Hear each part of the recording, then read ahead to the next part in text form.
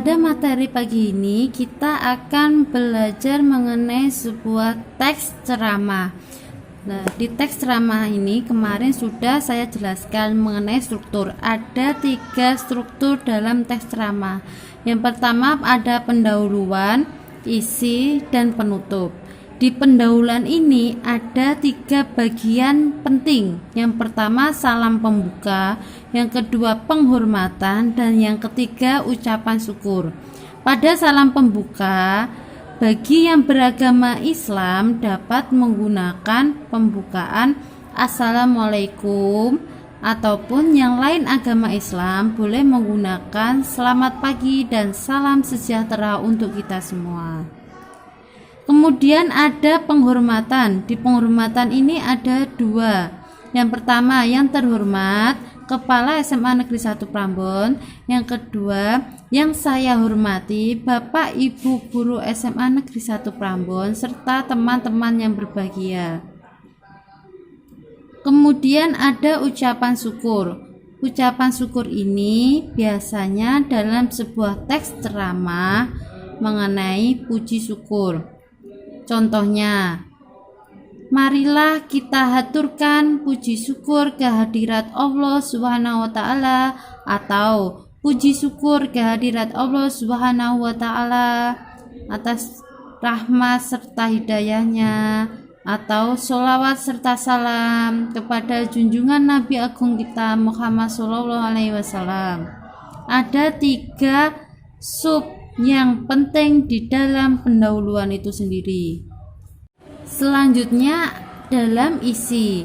Pada isi ini mengenai topik atau masalah yang akan kalian bahas.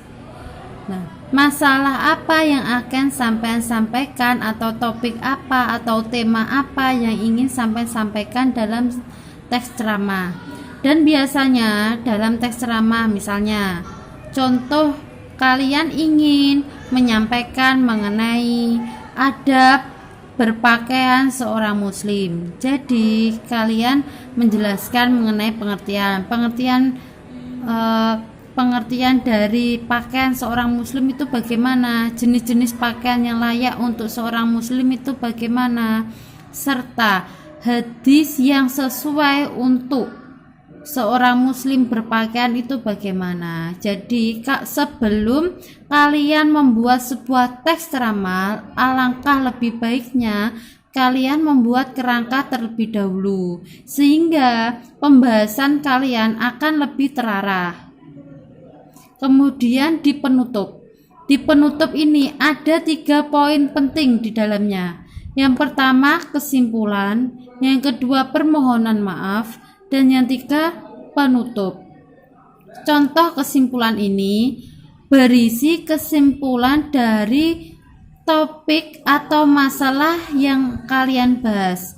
Bisa jadi di dalam kesimpulan ini berisi amanat dari materi yang kalian sampaikan atau dari masalah topik yang kalian bahas.